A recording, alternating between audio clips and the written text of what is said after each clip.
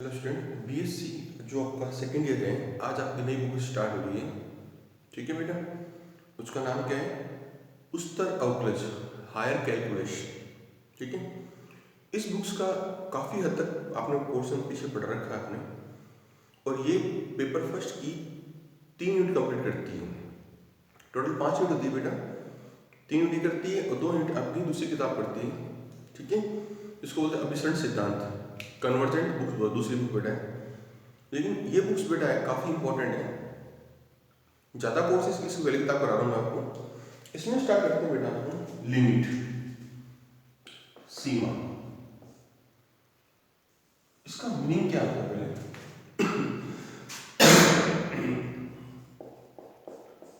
सीमा का मतलब क्या होता है? आप पहले बताता हूँ आपको। एक ग्राफ कैसे है?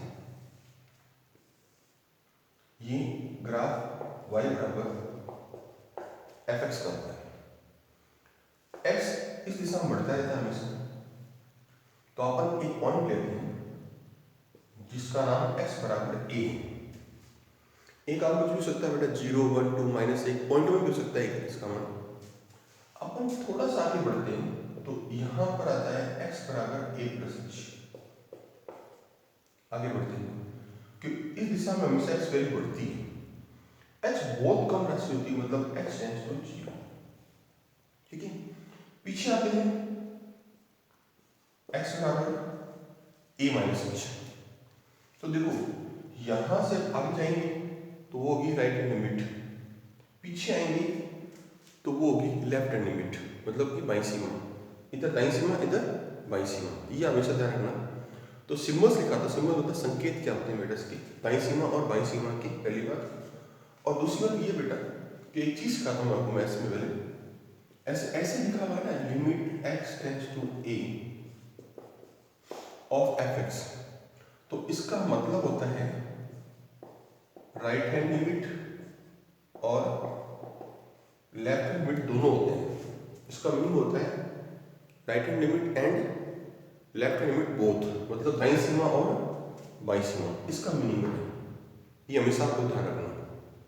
ठीक है, तो इसको याद करना हो तो पहले आपको राइट हैंड और लेफ्ट हैंड लिमिट निकालनी पड़ती है, और कई बार आप इसको सीधे ही सॉल्व कर सकते हैं लिमिट को। दोनों ऑप्शन रहते हैं बेटा। अगर लिखा हुआ prove that limit not exist, सिद्ध करो कि सीमा विद्यमान नहीं है, तो आपको दोनों निकालने पड़ेंगे। और इसका मान निकालना तो सीधा भी आप निकाल सकते हैं। ठीक है, अच्छा, लिमिट को ज्ञात करने की एक तो विधि पढ़ते आते 12th क्लास में। एक आप सेकेंडरी में पढ़ेंगे, इसको बोलते हैं एप्सिलॉन डेल्टा मेथड। क्या बोलते हैं इसको हमने? Epsilon delta method. वो बाद में कराया जाएगा, पहले कंप्लीट कराया जाएगा 12th के हिसाब से क्वेश्चन सारे बेटा, जो किताब दे रखी है आपके। उसके बाद में आपको एप्सिलॉन डेल्टा विधि कराएंगे, उसके बाद में उसको क्वेश्चन कराएंगे बेटा आपको। ठीक है, क्लियर? तो पहले आपको लिखवाता हूँ दाईं सीमा मीन्स राइट हैंड लिमिट। दाईं सीमा मतलब राइट हैंड लिमिट किस पर? एट एक्स इक्वल टू ए। बड़ा से सिंबल्स क्या होते हैं? एक तो होता है ए प्लस, कई लोग लिखते हैं ए प्लस 0, और कई लोग लिखते हैं limit x tends to a plus of f x. इन सबका मतलब एक ही होता है, और इसकी जो वैल्यू होती है वो क्या होती है? Limit x tends to 0, x in 0, और जहाँ एक्स है ना वहाँ पर ए प्लस एच आप यहाँ रख दीजिए, तो एफ ऑफ क्या होगा? ए प्लस एच। ये फॉर्मूला आपका इसका, राइट? तो राइट हैंड लिमिट निकालने का फॉर्मूला ये है बेटा, क्या है? Limit x tends to 0 f of a plus h. ठीक है, ये होगी आपकी दाईं सीमा। अब आता है लेफ्ट हैंड लिमिट, मतलब बाईं सीमा। बाईं सीमा मतलब ये वाला पोर्शन। उसके लिए क्या करते हैं? इसको ब बना दिया, हिंदी मीडियम वाले बच्चे यहाँ एल लिख दिया। आप तो नए से करना बेटा नोट्स में, तो बेटा यहाँ माइनस होगा, यहाँ माइनस, यहाँ माइनस, और यहाँ बेटा माइनस। ठीक है, तो दोनों वैल्यू आ गई, राइट हैंड लिमिट और लेफ्ट हैंड लिमिट। ठीक है, उसके पश्चात आप क्या करना है?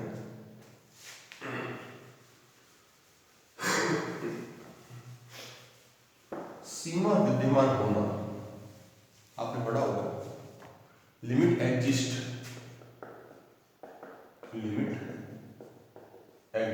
मतलब सीमा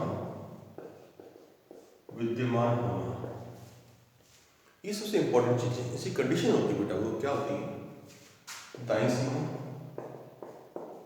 बराबर बाईं सीमा बराबर, एक वर्ड्स आता है दाईं सीमा और बाईं सीमा बराबर आना चाहिए, और एक वर्ड आता है बेटा finite number plus unique number, Hindi में निश्चित संख्या या परिमित बोल सकते हैं, और साथ में अद्वितीय, मतलब यूनिक मतलब अद्वितीय, इकलौता मान आना चाहिए, ठीक है। परिमित, इसको परिमित बोल सकते हैं बेटा, इसको फाइनाइट बोल सकते हैं, इसको परिमित मतलब बोल सकते हैं इसको। तो कहने मतलब ये कि दोनों होने चाहिए बराबर, और फाइनाइट नंबर मतलब कि इनफाइनाइट नहीं हो सकता है। मैं एग्जांपल सिखाता हूँ, तो सुनना जगह पर कि ये फॉर्मूला किस काम करता है, सीमा विद्यमान हो या लिमिट एग्जिस्ट हो तब ये काम करता है। इसका मीनिंग बेटा क्या है, जैसे एग्जांपल देता हूँ बेटा, जैसे दाईं सीमा का मान आया a और -a के बीच में के मध्य, बिटवीन 1 और -1, पहले माइनस लगा तो अच्छा है। तो इसके बीच में खूब सारी संख्या होती है, करोड़ों संख्या होती है, यूनिक वैल्यू, इकलौती वैल्यू नहीं होती, यूनिक मतलब सिंगल वैल्यू नहीं होती, ठीक है। तो आप क्या बोलेंगे, और माइनस में भी ये आ जाए सेम, माइनस और एक के मध्य, तो लग रहा है दोनों बराबर है, आपको लग रहा है कि दोनों बेटा के वैल्यू बराबर है, पर तो यहाँ पर समझो यूनिक नंबर केवल एक संख्या हो सकती है, जैसे 4, 5, 6, -1, -2, लेकिन इसकी करोड़ों संख्या हो सकती है, तो ये कभी भी लिमिट नॉट एग्जिस्ट होगा, मतलब सीमा विद्यमान कभी भी नहीं होगी, काट दिया जाएगा इसको, मतलब नहीं होगी। समझ में आ गया? आई रिपीट अगेन, जैसे इसकी वैल्यू आ गई बिटवीन -1, मतलब, और इसकी वैल्यू आ गई, आपको दोनों सर बराबर है ना, दो पर बराबर नहीं है, यहाँ पर क्या होना चाहिए बेटा, यूनिक नंबर होना चाहिए, अद्वितीय नंबर होना चाहिए। अच्छा, दूसरा पॉइंट ये, जैसे दाईं सीमा का मान आया अनंत, बाईं सीमा का मान भी क्या है, अनंत है, आपको लगता है सर दोनों बराबर है, लेकिन यहाँ पर क्या लिखा हुआ है, फाइनाइट नंबर, निश्चित संख्या मतलब इनफाइनाइट नहीं हो सकता, तो यहाँ अनंत हो रहा है, तो लग रहा है दोनों बराबर है, परंतु लिमिट नॉट एग्जिस्ट होगा, सीमा विद्यमान नहीं होगी। और तीसरा केस तो सिंपल सी बात है, जैसे fa+2 आया और fa- आया 3, बराबर नहीं है, इसका मतलब लिमिट डज नॉट एग्जिस्ट। तो इन तीन कंडीशंस के अंदर सीमा विद्यमान नहीं होगी, ये हमेशा आप लोग ध्यान रखना, ठीक है। अब कुछ सिंबल से संकेत है, बेसिक बना हो गया इसका एक पार्ट है, इसमें सीमा ज्ञात करने की दो विधियां होती हैं। For finding out the limit there are 2 methods, एक तो जनरल मेथड दाईं से बाईं सीमा से, और एक एप्सिलॉन डेल्टा मेथड जो अलग है बेटा। तो पहला मेथड करेंगे, उसके सारे क्वेश्चंस करेंगे, फिर एप्सिलॉन डेल्टा मेथड करेंगे, फिर से क्वेश्चन करेंगे बेटा, ताकि सारे क्वेश्चन आपके कवर हो जाए, ठीक है। तो बेटा पहला वर्ड आता है ग्रेटेस्ट इंटीजर फंक्शन, ऐसे बेटा मैथम प्रोनाउन फलन, उसको बोलते हैं ग्रेटेस्ट इंटीजर फंक्शन, मतलब मैथम प्रोनाउन फलन। इसका मान किताब में देखा होगा, ऐसे लिखा होता है, उसको कोई लॉजिक नहीं है, इसका मतलब मेन चीज बेटा होता क्या है, जैसे अगर एक पूर्णांक संख्या आ जाए इंटीजर नंबर, तो आप एक लिखेंगे, 1.1 तो भी एक होगा, 1.99 तो भी एक होगा, ठीक है बेटा। तो इसकी ट्रिक क्या है, जैसे 2.1 है तो 2, लेकिन -1.5 हो तो इसका होगा -2। इसका मीनिंग समझता हूँ मैं आपको भाषा में, ये तो देखो बेटा, ये x s y a, ये 1 होता है, ये 2 होता है, ये -1 और ये -2। इसकी ट्रिक क्या है, 1 पर ले लीजिए सीधा आपने, 1.1 आप यहाँ था, याद होगा है ना, 1.1 यहाँ पढ़ा था, उसका लेफ्ट कितना है बेटा, 1, वो लिख दो, 1.9 इंटीजर में यहाँ पर है, उसका लेफ्ट ये लिख दो, सीधा आपका आंसर आ जाएगा, सबका आपको लेफ्ट लिखना है। अब बारी आती है -1.5, यहाँ आता है ना। तो इसका लेफ्ट कितना है, माइनस कर दो, ये ना माइनस कर दो। तो इंटीजर नंबर निकालने के लिए इसका फॉर्मूला सबसे बेस्ट है, पर कोई पॉइंट ऑफ वैल्यू आती है उसका लेफ्ट जो इंटीजर है वही आपका इसका आंसर आ जाएगा। ठीक है, ये बेस्ट है। अब आपको मेन फॉर्मूला क्या है वो देखते हैं। ठीक है, जैसे आपसे पूछता हूं a प्लस एच, उसको सिखाता हूं मैं। उससे पहले मैं लेता हूं 1 प्लस एच। अब देखिए एक में कुछ पॉइंट जोड़ेंगे तो 1 पॉइंट समथिंग आएगा, तो 1 पॉइंट समथिंग का 1 आता है इससे। 2 को पॉइंट जोड़ेंगे तो बेटा 2 पॉइंट समथिंग तो 2 आएगा। इसी प्रकार अगर a इंटीजर न हो, a पूर्णांक संख्या हो और h जोड़ेंगे तो बेटा a आएगा। ये फॉर्मूला है। तो a प्लस h का बेटा फॉर्मूला क्या आएगा, हमेशा a कहलाएगा। ठीक है, अब लेते हैं माइनस का। प्लस का तो हो गया बेटा, माइनस का बेटा क्या होता है, जैसे 2 माइनस एच है, 2 में पॉइंट कम करेंगे तो 1.9 आएगा इसमें, इसका पूरा नेट वैल्यू इधर आएगा 1.9, उससे कम कितना बेटा 1 लिख देंगे। 3 माइनस एच, 3 में 27 कम करेंगे तो 2 पॉइंट समथिंग आएगा, तो 2 पॉइंट समथिंग का 2 होता है बेटा। 4 माइनस एच का 3 आएगा, तो a माइनस एच का कितना होगा, 1 कम, मतलब a माइनस 1 होगा, मतलब इसमें से 1 कम होगा। 3 में कम होगा, 4 में कम, a में a माइनस 1 होगा। इसको बोलते हैं ग्रेटेस्ट इंटीजर फंक्शन। और एक लास्ट बेसिक और बात बता पहले मैं आपको, द मीनिंग ऑफ मॉडुलस, मापांक का अर्थ।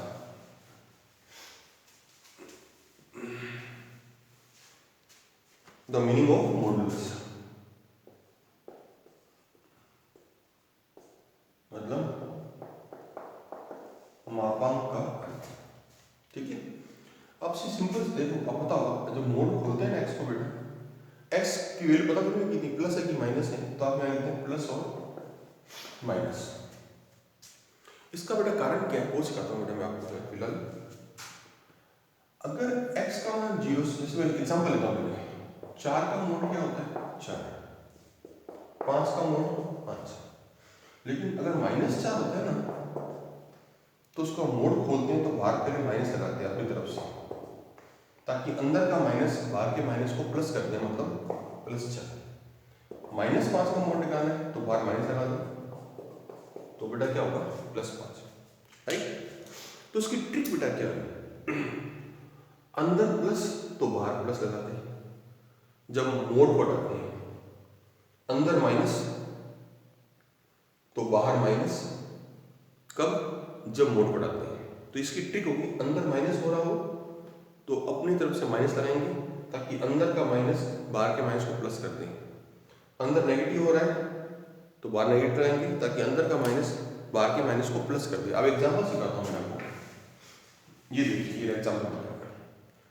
तो बेटा x का मोड x होगा कब, जब x 0 से बड़ा होगा, लेकिन अगर x 0 छोटा होता है बेटा, x पहले से नेगेटिव चल रहा है, इसके अंदर x नेगेटिव चल रहा है तो अपनी तरफ से बाहर माइनस करेंगे ताकि अंदर का माइनस बाहर के माइनस को प्लस कर दे। ठीक है, एग्जांपल और सिखाता हूँ आपको, तो इसकी ट्रिक बहुत अच्छी होगी बेटा। इसमें एग्जांपल सिखाता हूँ बड़ी देर, जैसे मोड x -1,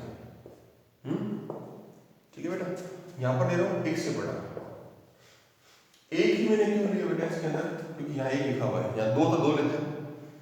x का मान 1 से बड़ा हो, x का मान 1 से बड़ा हो तो इसकी नेट वैल्यू पॉजिटिव आएगी, इसकी नेट वैल्यू बेटा क्या होगी, पॉजिटिव आएगी, तो आप बाहर प्लस लगाएंगे।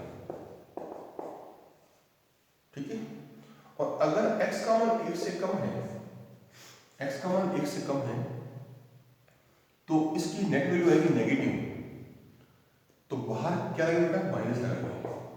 ये आपकी ट्रिक होगी, सिंपल सी ट्रिक होगी बेटा, नेट वैल्यू प्लस तो बाहर प्लस, नेट वैल्यू माइनस तो बाहर माइनस, राइट। इसके बाद स्टार्ट होता है कुछ पॉइंट्स दिखाता हूँ बेटा, जो आपने पहले पढ़ते आए थे बेटा, e की पावर इंफिनिटी, मतलब e का मतलब होता है, इसका मतलब ये समझ लो इसकी वैल्यू है ना 1 से बड़ी होनी चाहिए, तो इसका अनंत होता है, अनंत होता है बेटा, इसका -0 होता है, जो आपने पढ़ रखा है 12th क्लास में, बार 0 1 होता है, ठीक है, ये आपने सबने पढ़ रखा बेटा, ठीक है। अच्छा, तो बेटा और 0 upon 0, infinity upon infinity, 0 into infinity, और ये सब क्या कहलाते हैं? अनडिटरमाइंड, मतलब अनिर्धारित कहलाते हैं ये सब। These are known as undetermined, ये सब क्या कहलाते हैं? अनिर्धारित कहलाते हैं, ठीक है। इसका मतलब क्या होता है? जैसे 0 अपॉन 0, इसको अनडिटरमाइंड क्यों कहते हैं बेटा? देखो 0 1 सा टेबल 0 होता है, 0 2 सा 0 होता है, 3 4 5 सब जगह 0 0 होते हैं बेटा। तो इसके काटने पर इसकी वैल्यू फिक्स नहीं आ रही है, इसको बोलते हैं अनडिटरमाइंड, अनिर्धारित इन सभी को बेटा।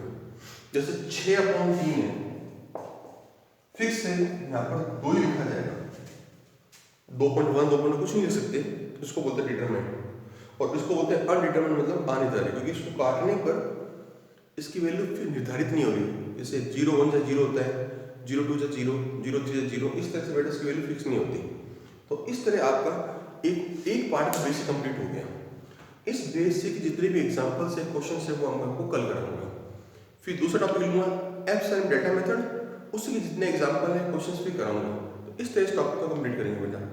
इसके 5 चैप्टर हैं, मैं आपको 4 चैप्टर करा दूंगा उसको, ताकि लगभग कोर्स कंप्लीट हो जाए बेटा, ठीक है। इस बुक में ज़्यादा टाइम नहीं लगेगा बेटा आपको समझाने पढ़ाने में, ठीक है। महीने भर से पहले पहले किताब खत्म हो जाएगी बेटा आपकी, जिससे 3 कंप्लीट हो जाएगी। बाकी बेटा मैं आपको कल क्वेश्चन आंसर चालू करूँगा, पहले एग्जाम्पल लूँगा फिर क्वेश्चन लूँगा बेटा, ठीक है। Thank you.